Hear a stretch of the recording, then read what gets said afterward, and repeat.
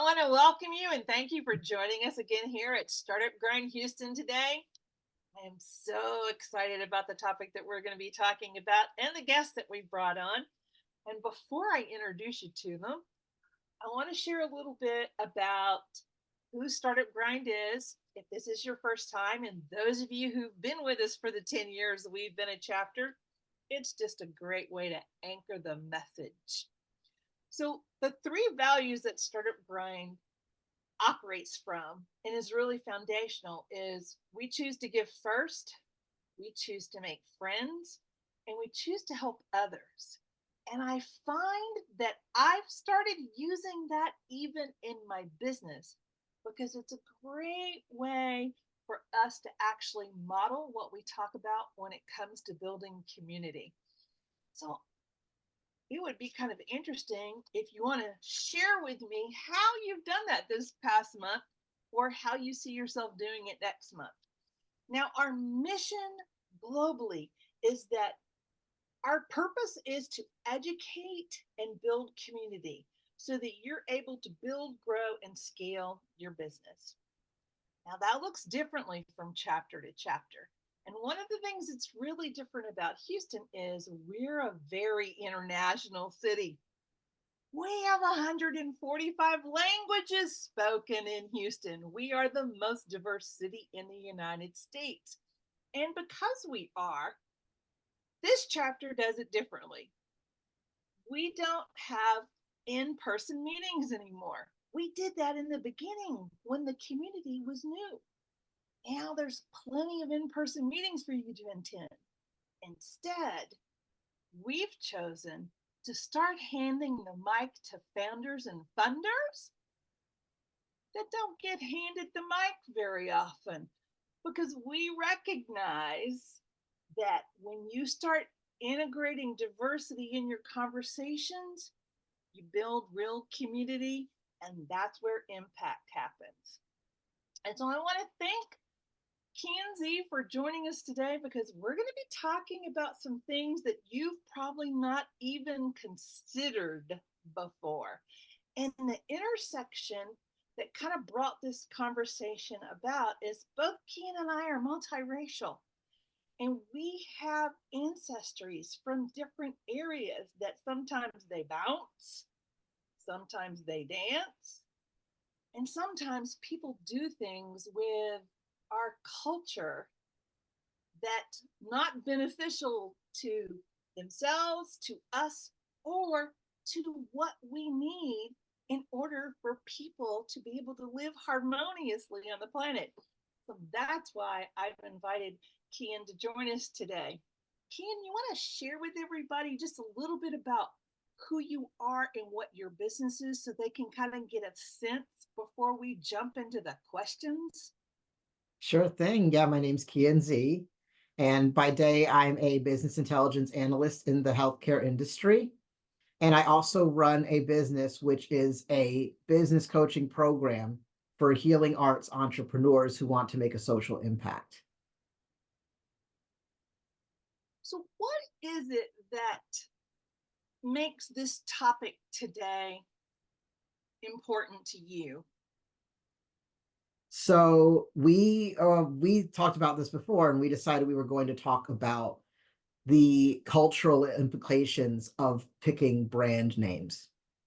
And this has always been a very interesting topic to me because in the tech industry, there are two words that I see floating around a lot in the brand space when I see new brands coming out, new products and services coming out for various enterprises. The two words that I see most often are the word Zen and the word guru. So if you work in the tech space or you have a company that uses any kind of SaaS service, I'm sure you have heard those two words quite a bit as well. And given that so many workers in the tech industry are both East Asian and we could say South Asian or Indian background, and that this activity, these brands that use these names are largely headed up by people of Western descent, it always intrigued me how these two things can coexist and how the tension that's present there is not always most visible. It's not always on the surface. We don't always notice it. There are reasons for that. Mm. All right. So then let's dive into that.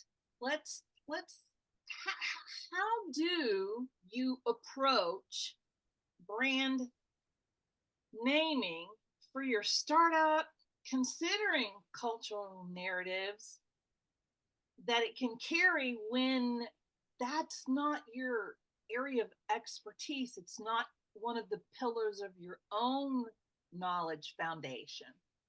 Hmm. Well, I think we have to start with that assumption, right? Because I think that usually when founders pick brand names, they do believe that they have the expertise to choose the right name. They do believe that if the brand name has a cultural reference, that they have studied enough and know enough about that culture to feel they are accurately representing it. And I think that is the first pitfall that we need to more deeply examine. Um, See, when we choose a brand name, just from a marketing point of view, we want to speak to results and we want to speak to emotions, the feeling of experiencing using the product and the results that it brings to the company, to the team. So I think a lot of founders go to this place of, I want I want my end users to feel like they are becoming more expert, hence the guru name. And I want my end users to feel a sense of calm and ease, hence the Zen name. And because in the West, we have a certain type of cultural education or world religions education that kind of instills a feeling of expertise based on being the colonizers of the world, based on being the authorities on everything global, even if it's not where we come from. A lot of people get caught in this trap of thinking, yeah, I know enough about the culture.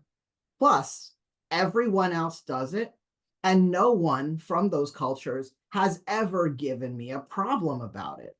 So, what's the big deal? So, that is really the first place of assumption that we need to interrogate, because these assumptions are, in fact, pointing us to a place that is very misleading, very false. Yeah, that piece about people have never told me that it's a problem. I'm like going, Yeah, but you have have to think they? about why. You have to think about why. And of course, you work in tech, you know the demographics of your workforce. Why has no one in your workforce stood up and said, I have a problem with my religion or my cultural practice being used for this commercial purpose? So just to like make it clear, the word guru, if you've ever seen that used in a tech brand, that is a specific reference to a teacher in the Hindu tradition. And the word Zen, that's a reference to Zen Buddhism, which is most often associated with Japan, also associated with China and East Asia in general. However, Buddhism also has its roots in India.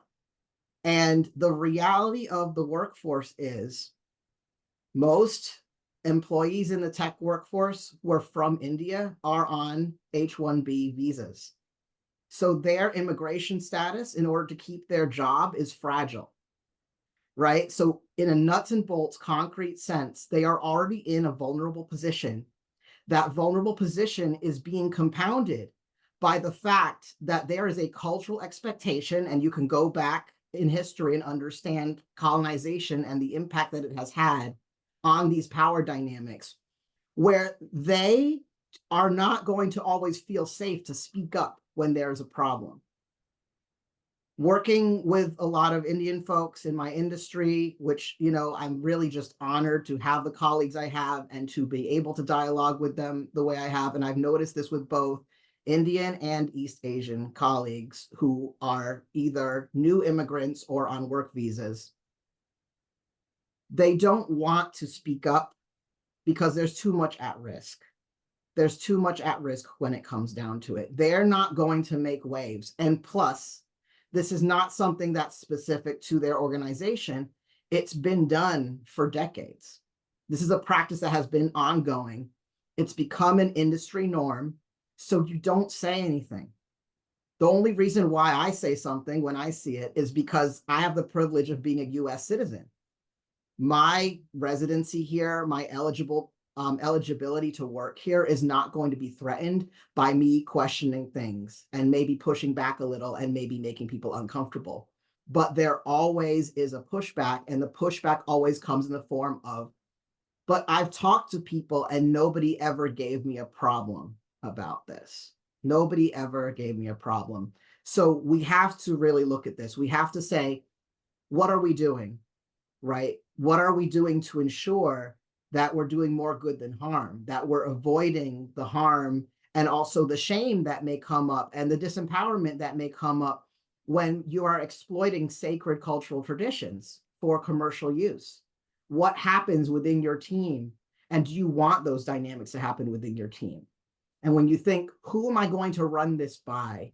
You have to understand the outcomes that you have in mind. What are you looking to gain by consulting with people who will either sign off on what you're doing and say it's totally okay, or raise an issue and challenge you and maybe make you uncomfortable? Yeah, because the interesting part of that whole power dynamic that you're speaking to, when they say no one has ever told me it's a problem, you've given great examples of where the risks are depending on who the person is. And then the additional risks are, when have you actually ever listened to when someone had a problem and changed your action, your Mm, behavior because of it? mm. Or do you just hold that out there like a white flag, and now you've become the savior in the situation instead of being realistic about potential questions around harm that it does cause? Yeah, and that's when you realize that this is less of a DEI question and more of a good character question. You know, how Mm. how do you show up when there's someone in front of you that is telling you that your actions have caused them harm? How do you respond? Do you get threatened? Do you get defensive? Do you try your best to listen because you're committed to doing right by them? How do you respond? What are the knee jerk reactions within you that you want to respond with? And then how do you navigate feeling those reactions? And how does that translate to the words that come out of your mouth and the actions you take with that person in front of you? That's a deep question. It's not something that you will just learn in your basic DEI training, how to conduct yourself around. This is about really developing your leadership on a character level, on a level of this is who you are. Who do you want to be in this room with this person? And especially in those situations where there may be nobody else watching except that one person who may be very vulnerable.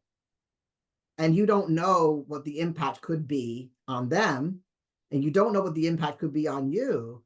But your biases might make you think, well, because we're in this room alone, because we're just having this private conversation and no one's listening, I don't have to think about how I act. Let me just let give into those knee-jerk reactions.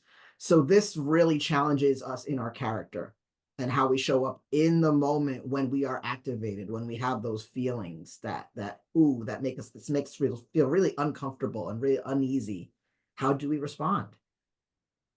And this points directly to why so many people in the workspaces talk about how they don't trust leadership.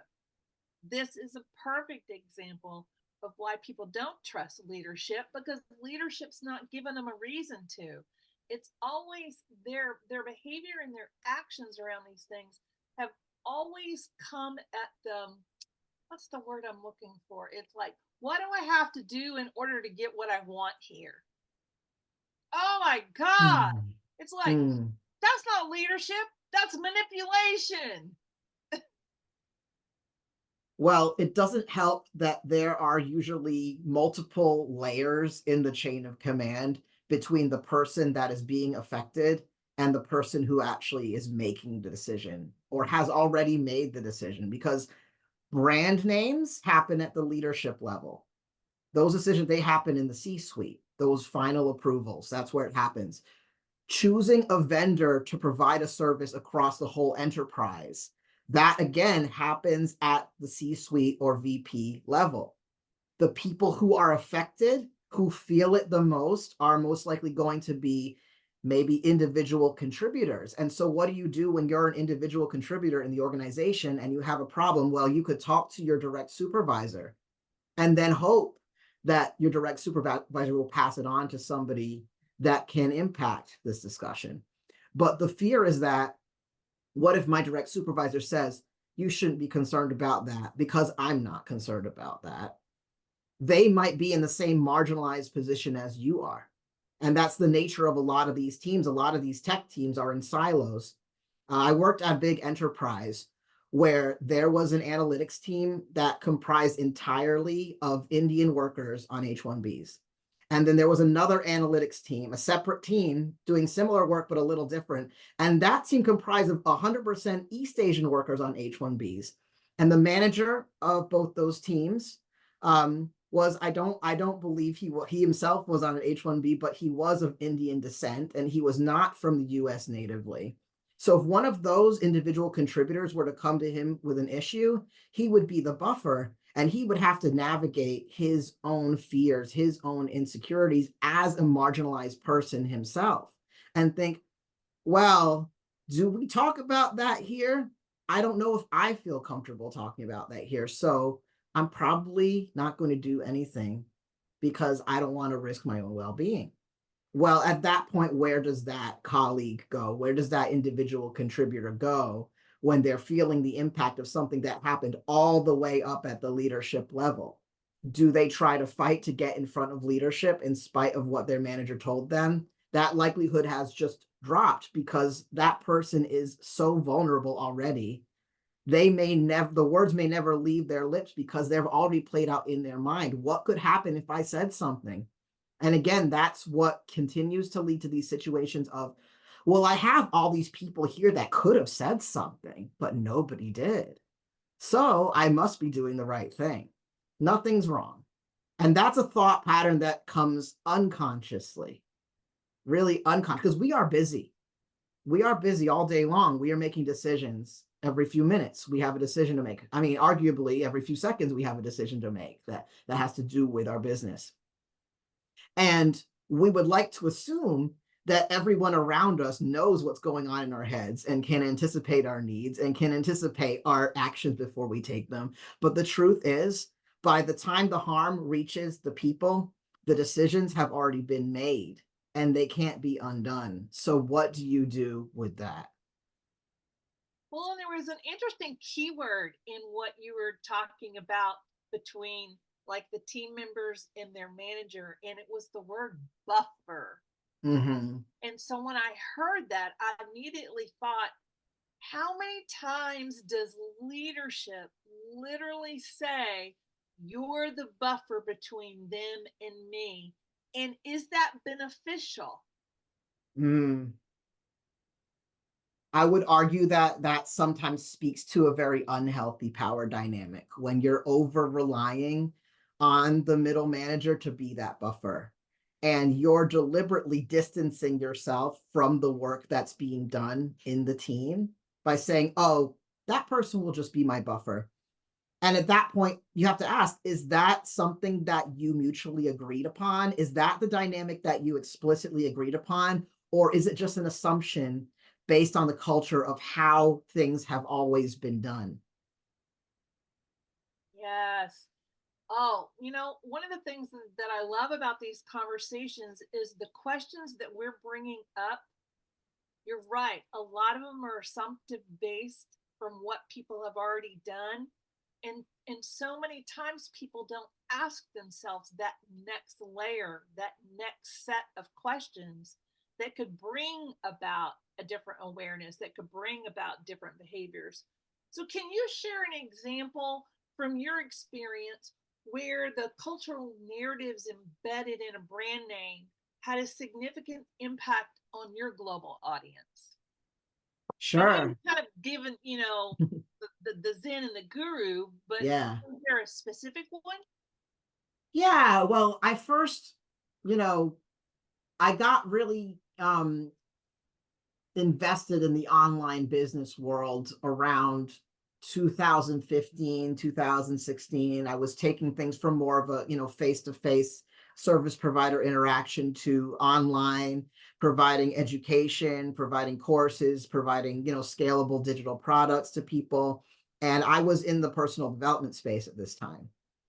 And I continue to go back to this like temptation or pull to name my brand something to do with secret codes, like the secrets, the hidden secrets of personal growth, the hidden secrets of self-knowledge, and really implying like something really cryptic, was going on here, like something really mysterious. This knowledge has been hidden from us. It's ancient knowledge. I wasn't fully aware of the cultural implication at the time. I just saw everybody else was doing it and it seemed to work. And I thought, so I should do it too. It never quite felt right, and I would make these products, I would start to put them out there, and I would always withdraw them from the market because I felt really uncomfortable. I couldn't fully own the message that I was putting out.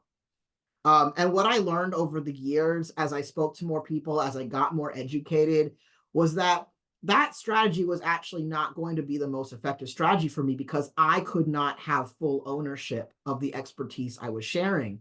Part of the appeal, like part of the selling appeal, was that it was mysterious or hidden. And that's something that speaks to the fact that so much traditional culture and so much indigenous culture has been erased by the imperialist paradigm that we live in globally. And that's a very painful thing to learn because you learn about the impact that it had on people and still has on people and communities.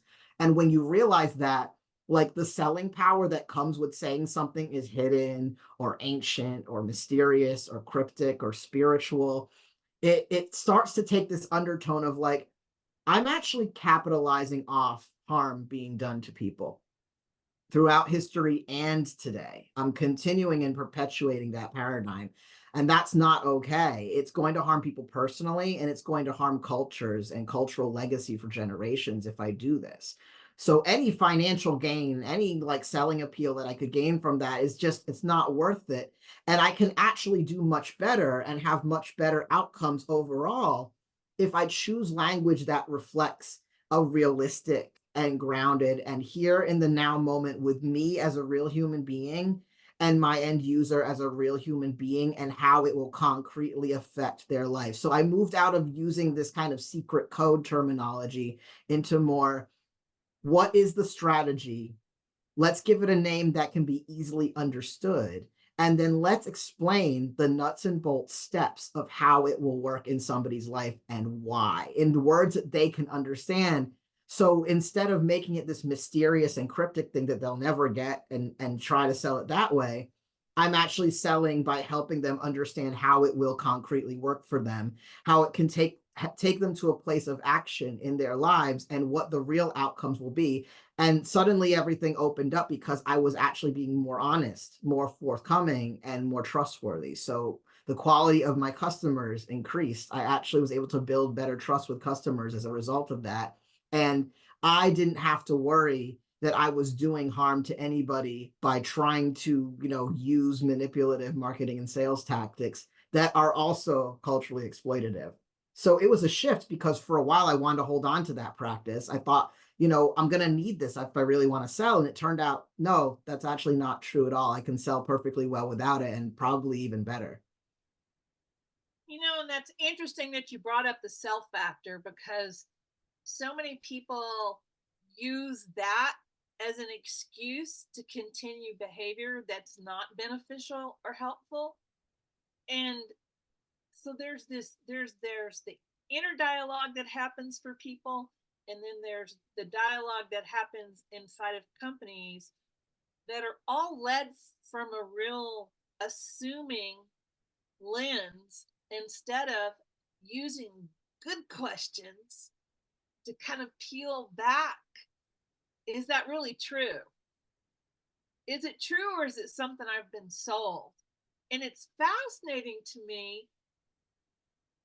I've enjoyed watching how our younger generations are showing up and voicing things differently. one of the things that's fascinating to me about that is they're questioning all these things and they're not accepting what older generations are answering back to them. It Mm, feels really good to me because I've never fit in my own generation anyway. I was always the kid who was asking all the uncomfortable questions.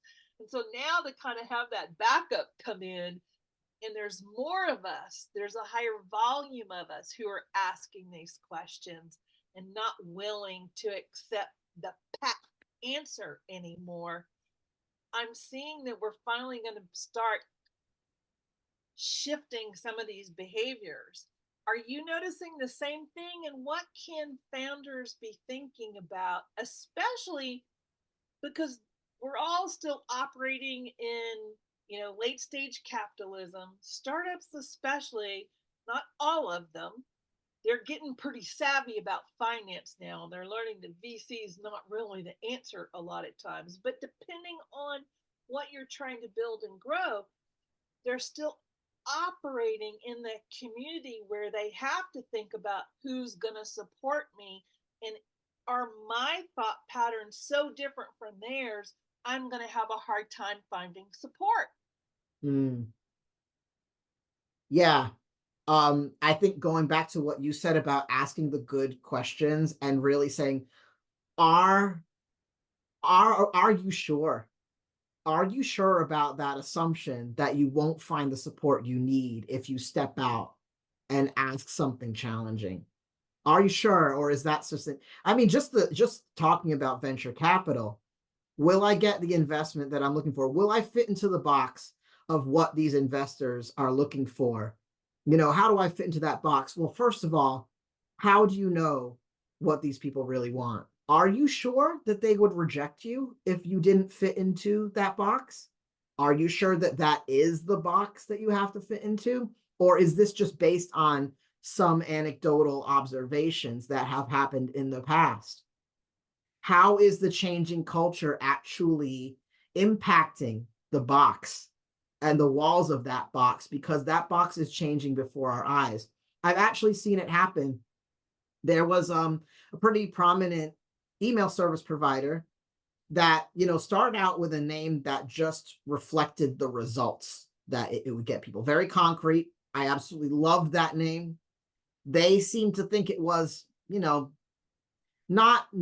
reflective of the vibe that they wanted to put out. I'm not sure what it was, but they decided to change their name to something that harkened to a specific culture around giving. And when they changed their name and I saw it, I was like, that's weird. And I don't feel good about it. And I was a customer at the time. And I was like, I think I'm going to stop being a customer because of this name change. It doesn't feel right. I didn't know it at the time. I found out after, but there was actually a group of people that ended up speaking with their leadership from outside the organization. They actually took initiative to contact leadership and say, look, this is a problem. You shouldn't be using this name. It's inaccurate. It's creating a false cultural narrative. It is exploitative.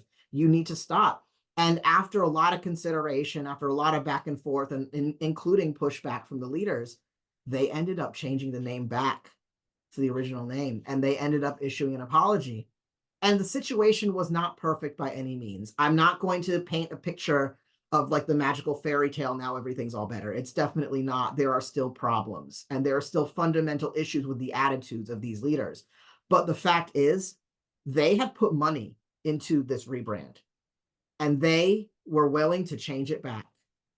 Even though they had invested in it, they were willing to change it back. So that alone, as one of many different occurrences that are happening these days, that tells me that we have an impact on the culture and the culture is changing. Just like you said, with more people speaking out, with more people willing to put themselves out there and even put their heart on the line a little bit and take a risk to confront leadership and say, listen, what you're doing is harmful and it needs to change. It doesn't matter that this is what people have always been doing. Today, it needs to change, and this is why. Leadership will listen because the truth is, we are collectively becoming more aware. We are becoming more critical of the vendors that we choose, and we have a choice to withdraw our business if we don't like what they're doing. So we have a lot more power than we think. And as startups waiting on venture capital investment or just waiting on the market to tell us what they want and trying to appeal to them, that kind of practice of relying on somebody else to approve of us is taking away from our opportunity to grow as leaders. If you have a product or a service that you feel can really help people in a new way, you need to be courageous in your leadership and question those parts of you that are saying, oh, I should do this just because that investor might like it, or I should do this because I think customers like to buy that. You are likely harboring some incorrect assumptions. So you need to always be interrogating that, always be questioning, always get curious, and don't be afraid to come forward with the truth that is most genuine to you, because in the end, that is what sells. Mm, yes. Questioning our own assumptions is probably one of the most interesting and difficult dynamics when working with leaders and advising them. Every time we bump up against both their ego as well as all of the conditioning they've had, that's when that whole dance becomes really real. As a matter of fact, that I can't think of the name right off of my head, but about 7 years ago, we had someone who was in the real estate space that recommended recommended a book. I'll put it in the event notes. Like you guys all had to RSVP to be able to listen to this, and you can still go back to today's event description, and I will put it at the bottom there, the book that he recommended and what I found beneficial, because it's on my bookshelf still. Every so often I still pull it off. It's not coming to me in the moment thanks to my ADHD brain. So, Ken, is there anything that you would like those who've shown up today and were here listening to what we talked about as far as culture inappropriation, brand naming, questioning what is really valuable moving forward? What is like your finishing words or question you'd like to leave listeners with? Well, I always encourage people to get more education and always be growing. But the most important thing to remember is we are all going to make mistakes. This is not about flipping a switch and all of a sudden being perfect and doing everything right. You are going to continue to make mistakes. I make mistakes every day. And sometimes I make big mistakes, and I have to own up to those mistakes and apologize and work it out with the people that I have harmed. This is a normal part of growth. And this is something that we all have to get comfortable with if we are going to work towards being more culturally equitable in our businesses. We have to be okay with making mistakes over and over and over. And remember that we're not in it alone. It takes a lot of courage to own up to that and to try to make good on that and to admit that you have made a mistake. You have made a false assumption. You acted too quickly. You acted without considering all the information and all the impacts that it would have on people. It's okay as long as you keep showing up, keep growing, keep engaging, and continue to renew that commitment to do right by others. We are all human and we're all in this together. Mm, beautifully said. So, yes, a reminder, go back to today's event description. Make sure that you connect and follow Kian, because this link to LinkedIn is going to be there. You'll be able to find all the things that they're involved with. And you can also just plain old email me, Michelle at startupgrind.com. Remember, my Michelle has no hell in it. And let me know, who do you want behind the mic next? Who have you maybe been watching and seeing that they're doing something new and different that you want to learn from? Those recommendations and requests are always welcome. And thank you for coming and joining us in this conversation today. We appreciate you.